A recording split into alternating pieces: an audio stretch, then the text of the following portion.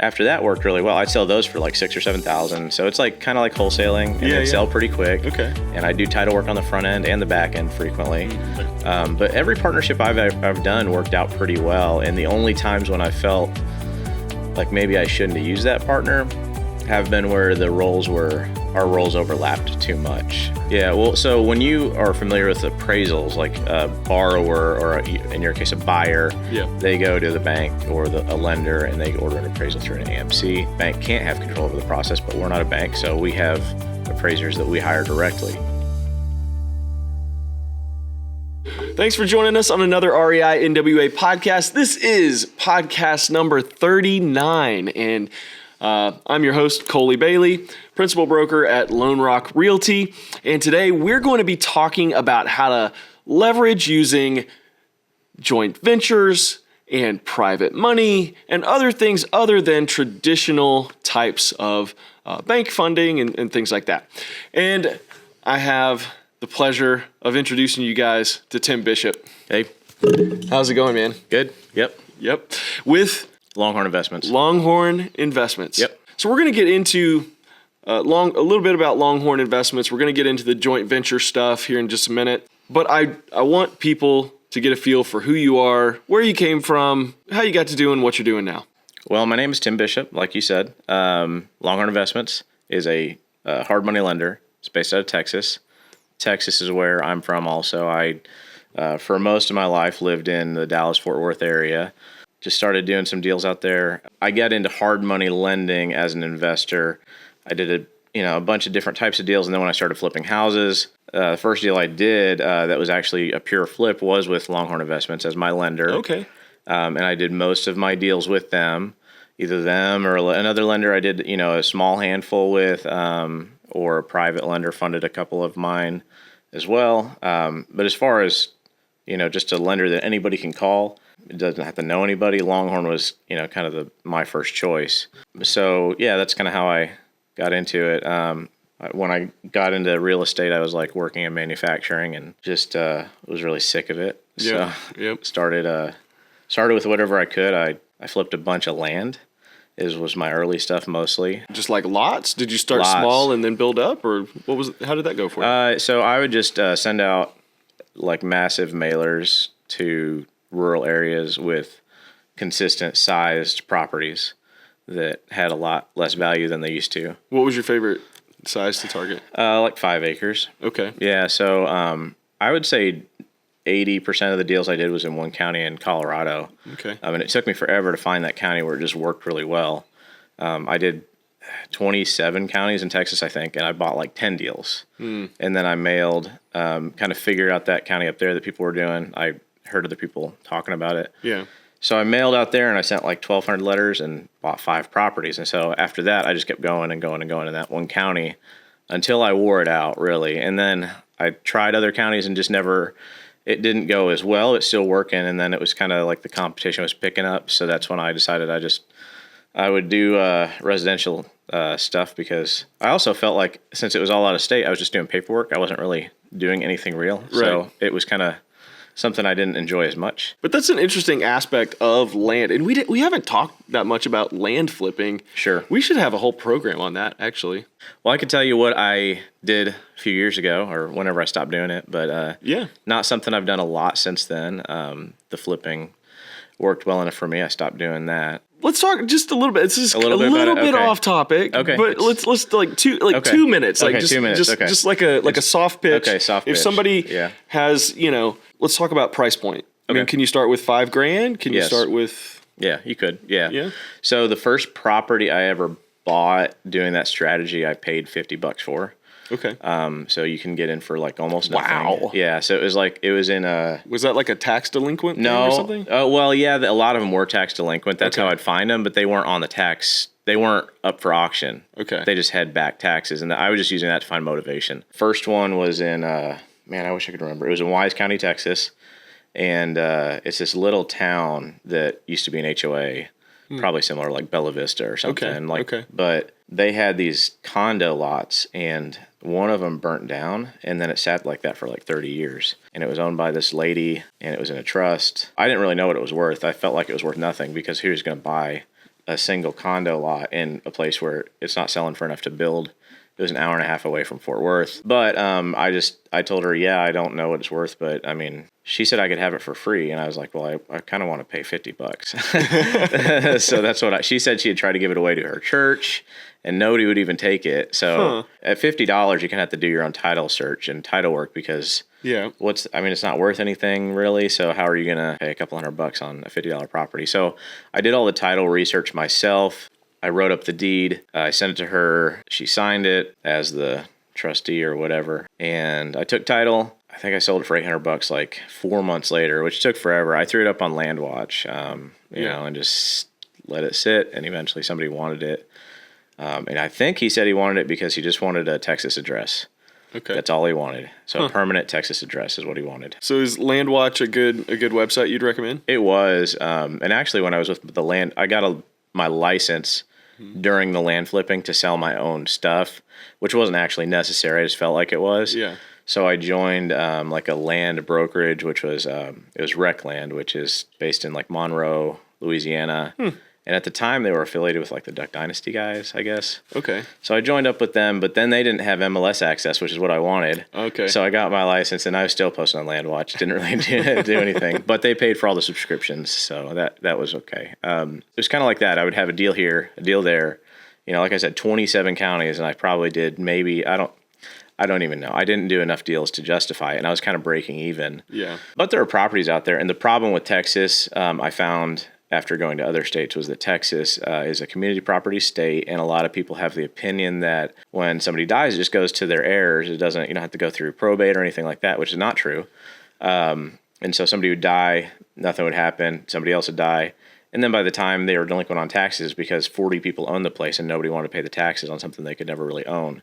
And so that was why the tax delinquent thing in Texas didn't really work very well. It worked okay, but not very well. Yeah. You know, after I moved out of mailing in Texas, I just saw somebody on a Facebook group talking about how well they were doing in Colorado and giving sparse details. And so I just kind of they then joined a podcast from some land flipping guy. And on that podcast, they gave me a few more things.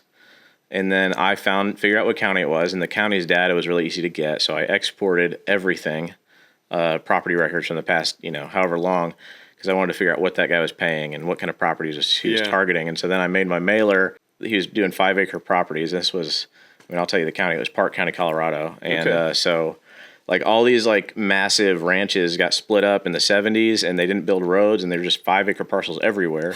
And it's high elevation. I think it's 7,000 or 8,000 feet. Yeah. But they weren't worth anything. The people that bought these properties were just sitting on them all out of state, thinking they would build, and no roads ever got built. It was just dirt roads from people driving on where the road should have been. Yeah.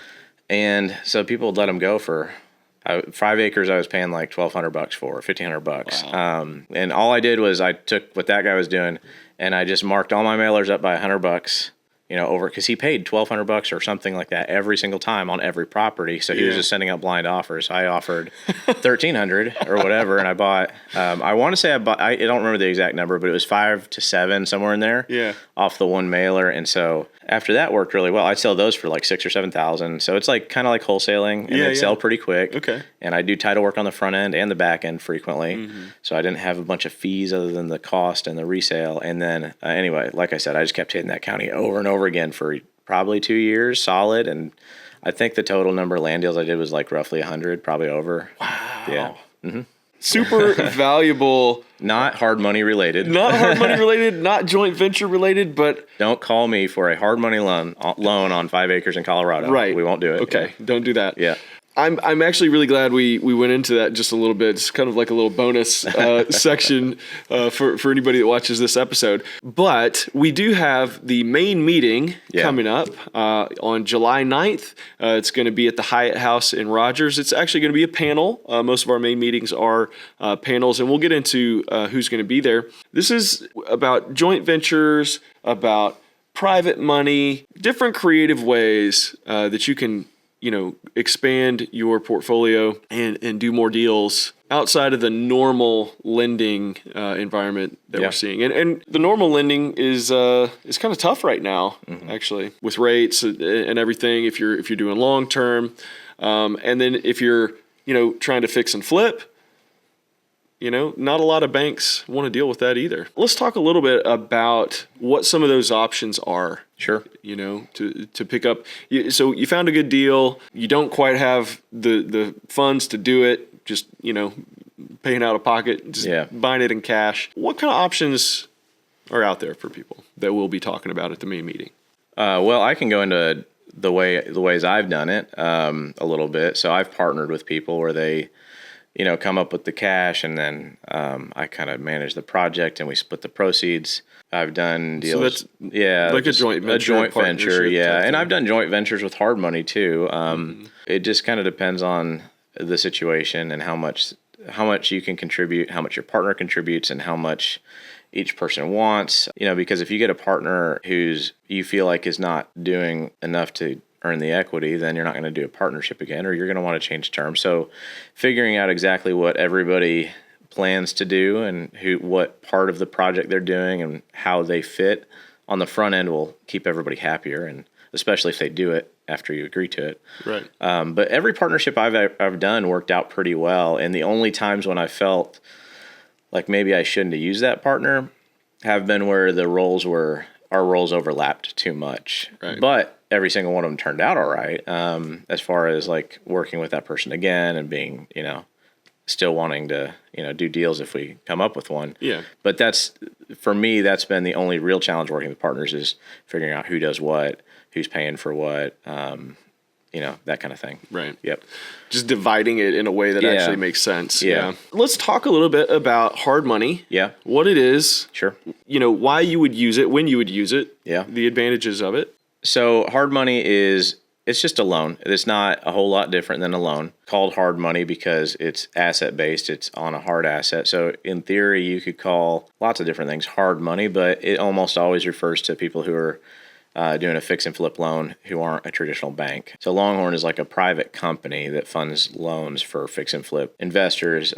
We do, you don't have to fix and flip it. You could refinance it and keep it as a rental, but it has to be a fix and flip, and it has to fit those terms for us to underwrite it. Mm-hmm. So we base our loans off of the ARV, the after repair value, what it's worth when you're going to sell it. We lend a percentage of that, and then if you are under that percentage with both your purchase and rehab, there's no down payment. So it's just closing costs after that, which are more expensive than like a bank loan because we're not a bank and we just do these loans. And so our origination fee is 2.99 for the first 3 loans. After you pay off 3, it's 1.99. Okay. So 1.99 is not too bad. 2.99 is higher than like a bank, but at a bank you're getting somewhere on the low end, like a 0.5 point for like a fix and flip commercial loan. Right. On the high end, 2.5. So 3 is a little higher, but the advantage is we can fund in 7 days. Okay. There's no down payment, things like that. You're going off the ARV. Yeah.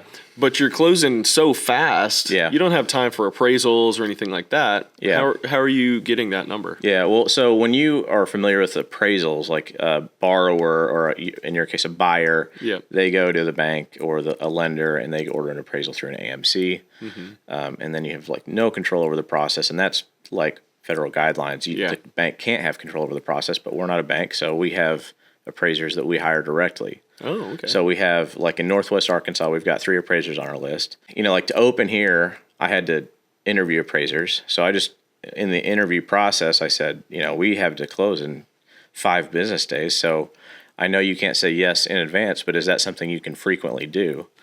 And they said, if they said yes, then we could be on the list. And so, that's how we get around that problem. We still don't influence the appraisal, and we still don't choose the appraiser. We just choose from that list. Okay. So it just goes to one. If they don't pick it up, it goes to the next and the next, and that's it's kind of like a round robin. So system. So it's kind of similar to how an AMC would work. An order goes out to the appraisal management company, and then an appraiser picks it up. And ours is similar, but it's just. We just go down our list. Yeah, I was always curious about that. How are you valuing it if on such a short timeline? Yeah. But you just streamlined the process. Yeah, we streamlined it, and it also there's other hard money lenders, and they will do like an internal appraisal. Like they'll just have a guy sitting on a computer looking at comps and saying, "Yeah, I think you're at this." Mm-hmm. The problem is they don't measure it. Like, what if the square footage is off? And so to get around those problems because they can't really see it, they're usually really conservative. And so then your ARV comes out a lot lower, let's say 10% lower, and then you're funding 10% of the deal potentially that you didn't plan on. So I think the appraisal, even though it's an extra thing and it's an extra cost, I think it makes the loan better. So yeah, I think so too. Yep. That makes sense. Let's talk about this main meeting. Yeah. So you're going to be one of the experts. Obviously, you're talking about hard money. And so another person who's going to be at this main meeting is Ken Haggerty. And he is a private funder, a very successful investor. And he's going to be talking to us about how he operates, what he will invest in, what he looks for in a deal, and what he looks for in the person that he's doing the deal with. Also, Linda Breckenridge is going to be there. She's instrumental in REI-NWA. She actually wrote my show notes today, so she always keeps me on track. But she's going to be talking about third-party brokers, just various different types of private lending that are out there, and talking about which ones might be right for you. And what that'll actually fit your investment strategy, whatever it is. Then Kathleen, our fearless leader here at REI-NWA, is going to be there, and she's going to be talking about the joint venture club within REI-NWA. That is kind of a internal piece here in REI that's open to qualifying members, existing members. You got to be a member of REI-NWA. This group is actively promoting joint ventures, helping people network, figure out, who's great at this and who's great at that, and who would want to come together to do those deals within our core group here in REI-NWA. All four of you guys are going to be speaking at this main meeting. Just want to reiterate, it is July 9th, 2024, at the Hyatt House in Rogers. Doors will open at 5:30. We'll mix and mingle for about 30 minutes, and then we'll get started at 6. So definitely come on out to that. It's always $20 at the door, guys, unless you're an REI-NWA member, and then you can come to 4 programs a month, all for zero cost over and above your yearly membership. Which again gets you years worth of backlogged programs. I think we went back, I was looking at it on the website the other day. I think it goes back to 2017. Wow. I think we have 7 years. That's a lot of programs that are recorded that you have access to as an REI-NWA member. So please go ahead and join up. Plan on attending this month's main meeting. Other than that, man, thanks for being on the show, Tim. Yeah. For sure. Absolutely. Thanks for having me. Yeah, this was good. It's a very good topic. Got a little bonus on the land flipping and all that kind of stuff. Yeah. But we will see you guys on the next episode.